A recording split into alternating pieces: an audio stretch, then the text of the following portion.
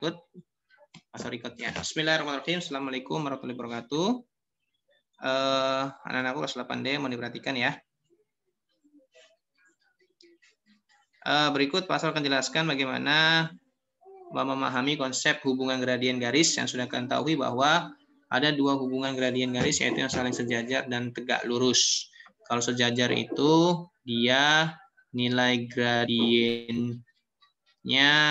sama. Jadi gradien pertama dengan gradien yang kedua itu sama. Oke, perhatikan contoh soal yang di depan. Persamaan garis yang sejajar dengan garis yang melalui titik 2,3 dan 3,-1 adalah persamaan garis yang saling sejajar diminta yang melalui titik 2,3 dan 3,-1 kamu cek gradiennya. Harus yang pertama dengan yang kedua harus sama. Maka disebut sejajar. Sesuai dengan ini gradiennya sama, itu sejajar. Jadi gimana cara ngeceknya? Kamu cari gradien yang di soal ini. Ya, ini titik pertama, ini titik kedua. Ingat mencari gradien M sama dengan perubahan Y per perubahan X sama dengan yang kedua kurang yang pertama per X yang kedua kurang X yang pertama. Y keduanya adalah minus 1. Y satunya adalah 3 jadi min 3 per X2-nya adalah 3 dikurang X1-nya adalah 2. Hasilnya adalah min 4 per 1. Maka hasil sederhananya adalah min 4. Nah, kita udah cari gradien yang di soal. Terus bagaimana untuk memecahkan soal ABCD dalam bentuk persamaan ini? Untuk jawaban yang kita cari, yaitu gradien yang sejajar. Nah, ini karena bentuknya persamaan, pasal gunakan cara yang kedua ya. Kan ada dua cara tuh kalau persamaan. Ada yang pindah ruas. Ya. Pasal contohkan yang A. Di 2X min 8Y sama dengan 9. Pindah ruas ya. X-nya pindahkan, tetap min 8Y-nya. Min 2X, maka min 8Y-nya sama dengan 9. Maaf, ini ada yang terlewat nih. Langsung saja ya. Langsung Y sama dengan 8 per, maaf 8 nih. 9 ya, 9 per min 8, min 2 per min 8, X ya. Y-nya sama dengan 9 per min 8 tetap. Ini min dengan min jadi plus 1 per 8 jadinya 1 per 4 X. Maka mana yang disebut dengan gradiennya? M-nya. Gradiennya itulah angka atau koefisien yang di depan X. Kebetulan ini plus ya. Jadi plus 1/4. Nah ini gradien dari yang pertama kalau menggunakan pindah ruas. Kalau menggunakan rumus M sama dengan min A per B. Kamu cukup ini aja. A itu yang X-nya, yaitu 2. B-nya itu yang Y-nya. 8-nya awas ada negatifnya, jadi min 8. Min plus 8 per 4, 8 per 2 per 8, jadinya 1 per 4. Jadi pindah ruas dengan rumus min per B sama ya. Nah, jadi ini sama nggak dengan gradien yang di soal itu min 4, sedangkan ini min 1 per 4. Maka bukan. Ya, bukan jawabannya ya. Lanjut. Ini M sama dengan min A-nya 3, B-nya 12, ada tanda negatif depannya jadi min 12. Sama dengan min jadi plus ya. Maaf, ini password. Lupa nih. Biasakan di awal dengan rumus terlebih dahulu ya. Kenapa? Sebagai acuan nantinya. Min A per B dan memudahkan kamu nanti biar hafal. Tadi min 3 per min 12. Nah, ini min jadi plus ya, 1 per 4 juga. Maka bukan. Yang ini M sama dengan min A per B lagi rumusnya. Min A-nya adalah 4. B-nya adalah yang Y itu plus 1 ya, di depannya 1. Maka ini hasilnya min 4. Nah, ini sama ya. Jawabannya sama-sama min 4 nih. Gradien yang di C dengan gradien yang di soal. Maka yang dikatakan sejajar itu gradiennya sama, maka jawabannya adalah C. Untuk memastikan yang D, kita coba. min A-nya adalah 8. B-nya adalah 2, ada tanda negatifnya jadi min 2 ya. Min jadi plus ya. 4, 8 per 2 adalah 4. Jadi positif 4. Nah ini beda ya, ini positif, ini negatif 4. Nah, jadi cek nilai gradiennya yang sama untuk menentukan apakah dia sejajar atau tidak. Oke, lanjut ya. Kalau ada mau tanyakan boleh. Pak, tadi soal nomor 1 mau ditanyakan boleh.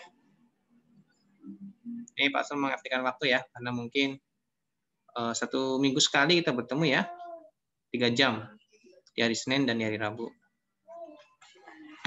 Oke, bagaimana kalau gradien garis yang saling tegak lurus? Ya, kalau tegak lurus ada perlakuan, di mana M1 dikalikan dengan M2 harus menghasilkan -1. Atau kamu gunakan cara yang pasal yaitu berubah tanda positif atau negatifnya ya. Kemudian dibalik pecahannya ya. Penyebut jadi penyembilang, pemilik penyebut. Itu maksudnya ya. Oke. Untuk menentukan apakah gradien garis yang saling tegak lurus dengan yang melalui titik pertama 2,3 dengan 3,-1, mana yang tegak lurus, kita seperti biasa cari nilai gradien ini dulu. Dengan M sama dengan perubahan Y per perubahan X. Kita wajib cari gradien dari soal.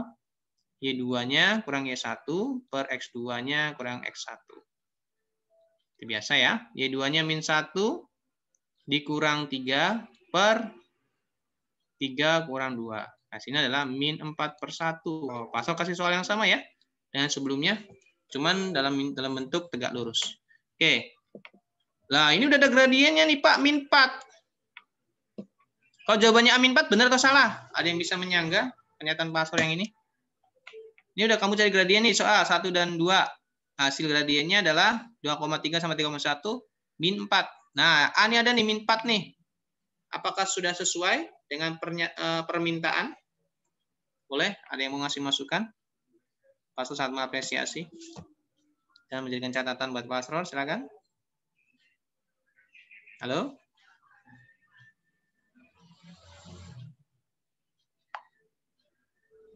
Ayo. Kayaknya belum deh Pak, soalnya dia minta gradien garis yang tegak lurus. Harus diapakan berarti -4-nya? Hasil gradien hitungan yang di soal ini, yaitu 2,3, 3,1 gradiennya -4.